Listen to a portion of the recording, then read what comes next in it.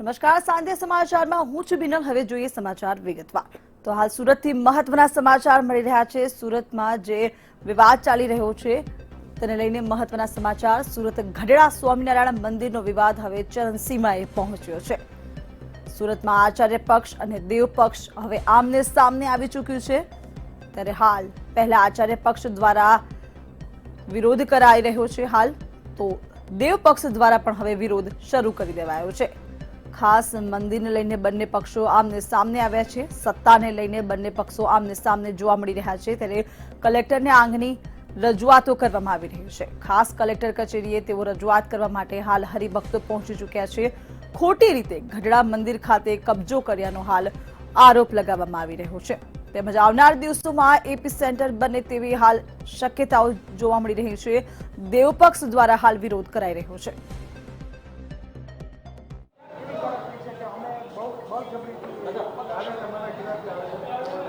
બિલકુલ ગઢડા સ્વામિનારાયણ મંદિરને લઈને જે વિવાદ ચાલી રહ્યો છે તે ઉત્તરોત્તર હવે વકરી રહ્યો છે। દેવ પક્ષ અને આચાર્ય પક્ષ હવે આમને સામને થયા છે। થોડા સમય પહેલા દેવ પક્ષે સુરતમાં હરિભક્તો જે છે તે એકત્ર થયા હતા અને પોલીસની કામગીરી સામે સવાલો ઉભા કર્યા હતા અને કાયદેસરી કાર્યવાહી કરવાની માંગ કરી હતી। ત્યારે હવે આચાર્ય પક્ષના હરિભક્તો અહીં સુરત કલેક્ટર કચેરી ખાતે આવ્યા છે અને જે પ્રકારની કામગીરી પોલીસે કરી છે તે યોગ્ય ઠેરવી રહ્યા છે અને તેની સામે તેઓ કલેક્ટર કચેરી ખાતે કલેક્ટરને આવેદનપત્ર પાઠવવા પણ આવ્યા છે। જુદા જુદા બેનરો પણ આવ્યા છે। ત્યારે ખાસ કરીને પોલીસની કામગીરીને સલામ કરતું પણ બેનર છે, એટલે કે પોલીસે જે પ્રકારે તે વખતે જે વલણ દાખવ્યું છે તે ખૂબ જ યોગ્ય હતું અને ખાસ કરીને જે મામલો જે ગરમાયો હતો તેને ક્યાંક શાંત પાડવાનું પોલીસે કામગીરી કરી છે। ત્યારે અહીં આવેલા હરિભક્તો આપણી સાથે જોડાયા છે, તેઓની સાથે વાત કરીશું। તમે જણાવશો ગઢડા સ્વામિનારાયણ મંદિરને લઈને જે વિવાદ ચાલી રહ્યો છે, ખાસ કરીને કઈ રીતે કામગીરી ચાલી રહી, શું કહેશો? એમાં એ લોકોની બહુમતી ન હોવા છતાં પણ અમારી બહુમતી છે અને એ રીતે એ લોકો કે સત્તામાં આવવા માટે થઈને બધી રજૂઆત કરતા હતા અને એવી કોઈ ફેવર નથી કરી કે અમારા 4 સભ્યો છે, એ લોકોના 3 જ સભ્યો છે અને કે એમ ખોટી રીતે મિટિંગ કરીને એ લોકો સત્તા ઉપર ચેરમેન પદે આવવાની ટ્રાય કરી અને એ રીતે બધો બનાવ બનતો હતો અને એ લોકોએ મોટી સંખ્યામાં હરિભક્તોને બોલાવીને કેમ ધમાલ થાય અને કેમ ઝઘડો થાય એવી ટ્રાય હતી।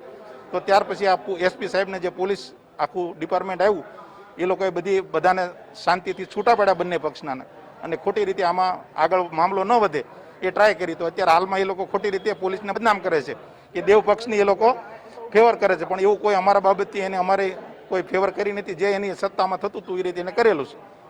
બિલકુલ આપણી સાથે અન્ય હરિભક્તો જોડાયા છે, આચાર્ય પક્ષના હરિભક્તો છે। તમે જણાવશો જે પ્રકારે અત્યારે આ કામગીરી કરવામાં આવી છે અને અત્યારે કલેક્ટરને આપ આવેદનપત્ર આપવા આવ્યો છો, શું માંગ છે, ખાસ કરીને શું કહેશો? એસપી સ્વામીને સંપ્રદાયમાંથી હટાવો, બસ તો શાંતિ થાય। ડખોળી રહ્યા છે બે સાધુ।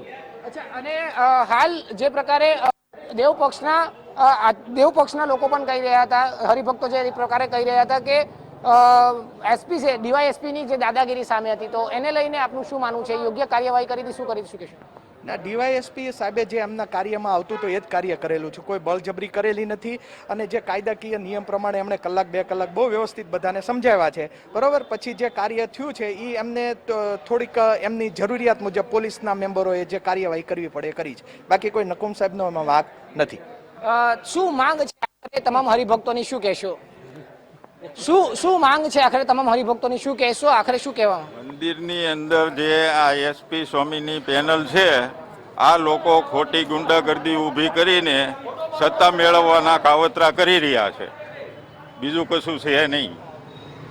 બિલકુલ, એટલે આ તમામ હરિભક્તો અત્યારે સુરત કલેક્ટર કચેરી ખાતે આવ્યા છે। એક તરફ થોડા સમય પહેલા દેવ પક્ષના હરિભક્તો આવ્યા હતા અને તેઓનું એવું આરોપ હતા કે ડીવાયએસપી જે નકુમ છે તેમને દાદાગીરી કરી, તેમને જે વર્તન કર્યું છે તે અશોભનીય છે, તેમના વિરુદ્ધમાં કાયદેસરી કાર્યવાહી થવી જોઈએ। ત્યારે હવે થોડા સમય બાદ હવે આચાર્ય પક્ષના જે હરિભક્તો છે તે પણ અહીં આવ્યા છે અને તેઓએ જે કહી રહ્યા છે કે ત્યારે જે પ્રકારે અત્યારે અહીં તમામ આવ્યા છે, દેવ પક્ષના અત્યારે જે અહીં તમામ હરિભક્તો આવ્યા છે તે કહી રહ્યા છે કે જે પ્રકારે કામગીરી થઈ રહી છે તે યોગ્ય થઈ રહી છે। અને થોડા સમય પહેલા આવ્યા હતા આચાર્ય પક્ષના જે હરિભક્તો હતા તે એવું જણાવી રહ્યા હતા કે જે પ્રકારની કામગીરી થઈ રહી છે તેમાં ક્યાંક યોગ્ય નથી અને જે ડીવાયએસપી નકુમ છે તેની જે વર્તણૂક છે તે અશોભનીય છે, ત્યારે તેના વિરુદ્ધમાં કાયદેસરી કાર્યવાહી કરવામાં આવે, પરંતુ આખરે બંને પક્ષ આજે આમને સામને થયા છે. હવે આવનારા સમયમાં જે હાઈકોર્ટ પર અત્યારે મેટર ગઈ છે ત્યારે હાઈકોર્ટ જ નક્કી કરશે કે